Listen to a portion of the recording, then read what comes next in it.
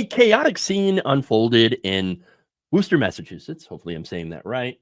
On Thursday morning after ICE agents attempted to arrest a mother clinging to her child. I have a little bit of video for that, so let's take a look.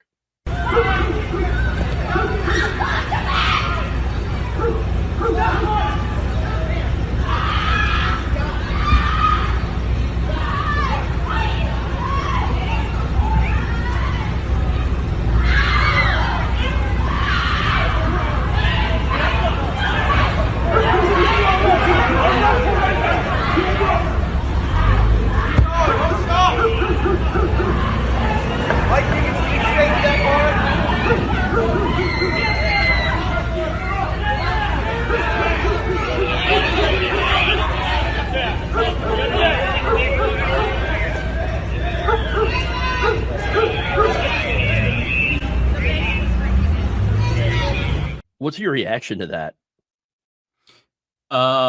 Unfortunately, I'm not surprised, but yeah, it's one of many things that we're seeing across the country where ICE, the modern day equivalent to the Gestapo, is basically what they're doing honestly borders on satire. There was a different story about a woman who was arrested right after giving birth.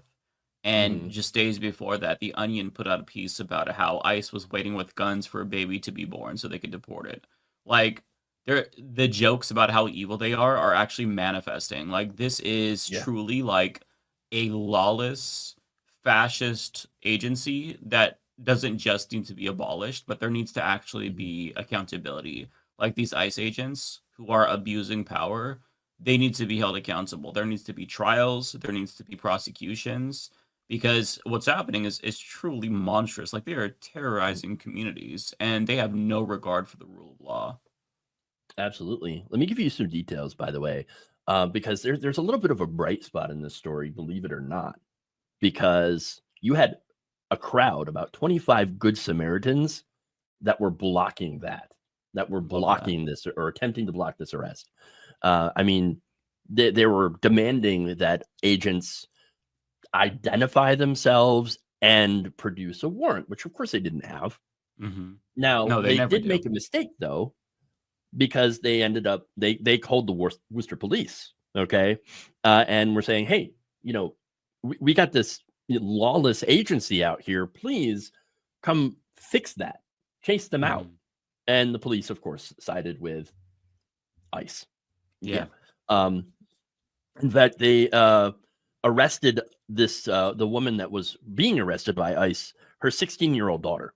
Okay, she was holding the baby, and then handed the baby off, and then kicked a police car, which I think is awesome. An ICE agent's vehicle, I should say.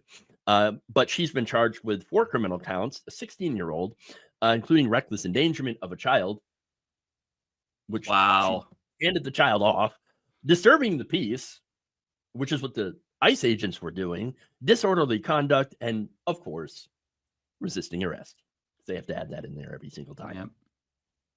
Police described the other individuals as unruly and that they had put their hands on federal agents and Worcester officers. They also arrested a Worcester school committee candidate, Ashley Spring, who allegedly threw an unknown liquid substance on police officers and pushed them while they were attempting to arrest the 16-year-old. Let them go. They did nothing wrong.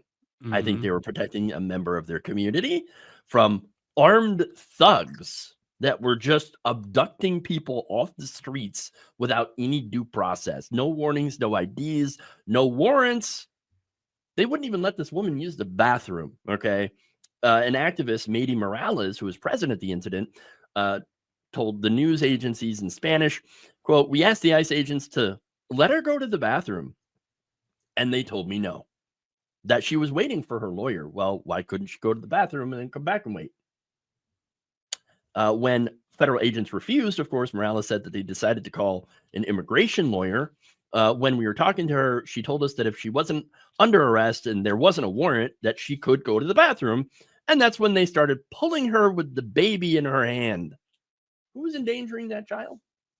Yeah. Yeah. Now, Morales also said the police started arriving, and instead of keeping the peace like we were doing, they disrupted the whole situation. Well, that's because the police always take the That's fastest what they position. do. Yep. Yep. They're not there to protect you.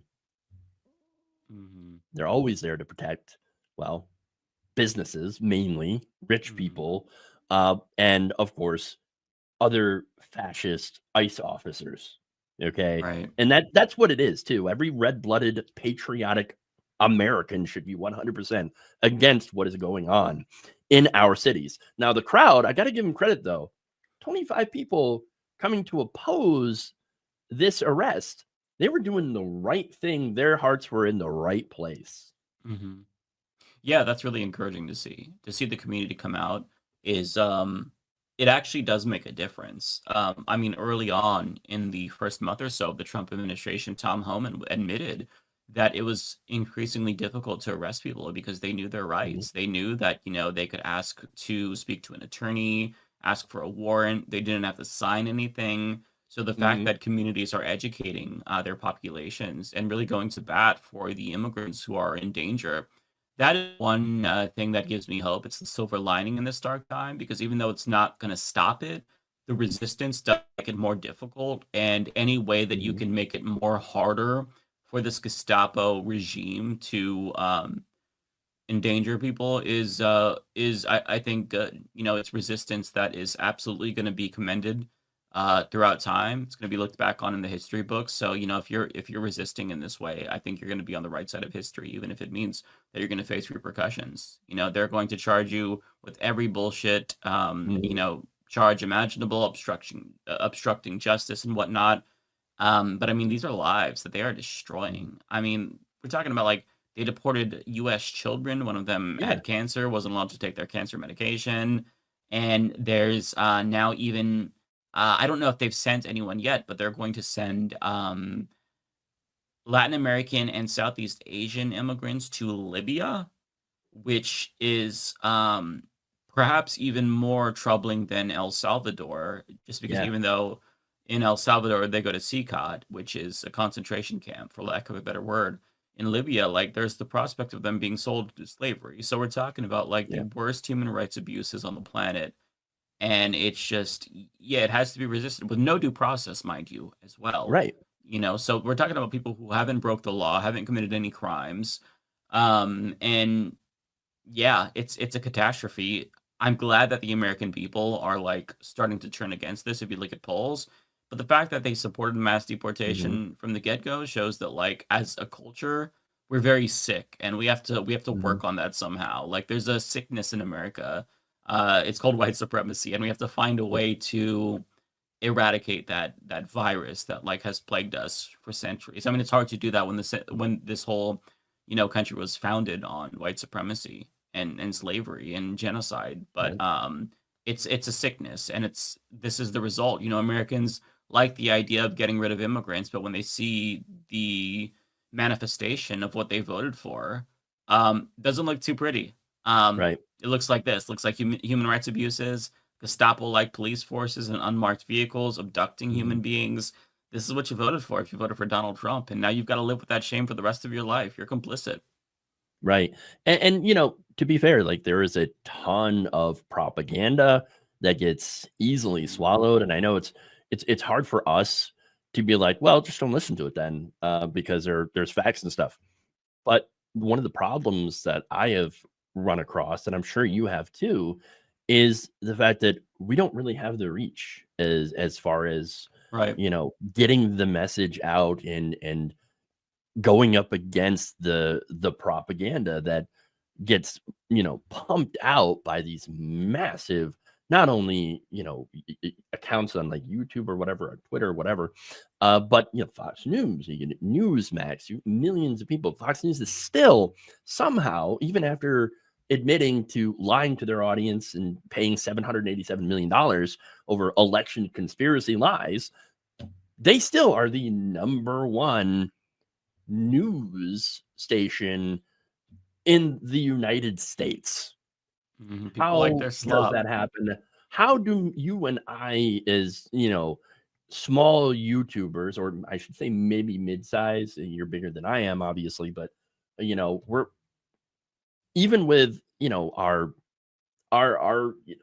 number of subscribers and things like that, we cannot like compare to how many millions of people watch Fox News. And I know that a lot of that is like, oh, they turn it on in the gym, or they turn it on in the nursing home, and nobody changes the channel. But you also have to factor in the fact that there are millions of engaged people who watch all this propaganda and believe everything. Oh, criminal aliens. Yeah, we got to get rid of the criminal. Nobody wants criminal aliens.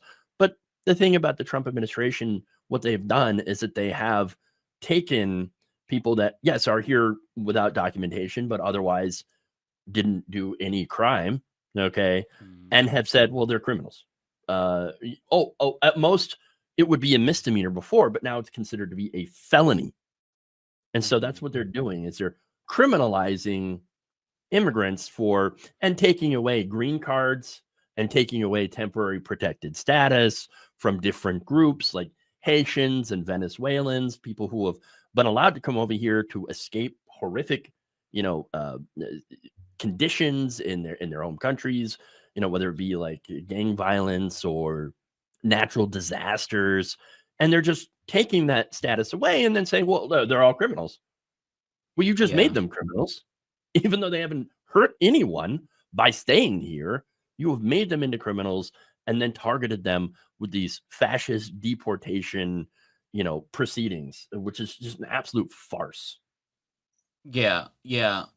It's, if you're staying here illegally, that is not a criminal offense. That's a civil violation. It's like getting a parking ticket.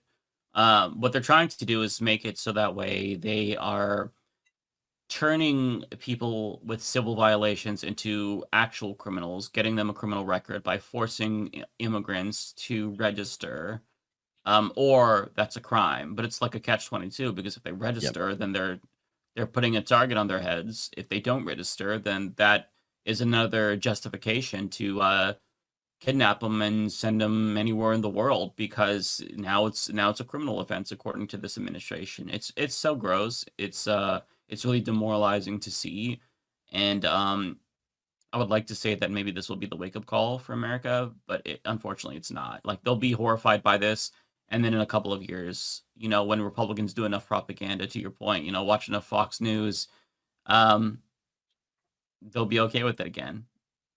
Yeah, and that's what I'm constantly racking my brain with is, well, how do we push back against that? How do we get it to a point where Americans are not swallowing that propaganda? And I still haven't come up with an answer for it. 1% at a time, right? There's no good answer. I think that the system is self-reinforcing. Anytime there's real threats to the system, capitalism, like the prison industrial complex, is all interconnected. But like, anytime there's real threats, it reinforces itself. So it's very, very difficult. It's an uphill battle, but the best you can do is what you're doing now to reach as much people as possible. You're not going to change the world, but if you could change a couple of hearts and minds, I think that's worth something. Well, there you go. There's a little bit of hopium, I guess, in this pretty That's all you're dark cloud. It's that small, much. but That's it is it. there. No more. Just that. Thank you for watching. If you enjoyed this video, please like, share, subscribe, hit the bell icon in order to get notified whenever a new video is released. And if you want to support independent, progressive media through this difficult time where it seems like everybody is shutting down, you can become a member on our YouTube page, you can become a subscriber on Facebook, or you can go to my Patreon. It's patreon.com/Jeff Waldorf. Thank you.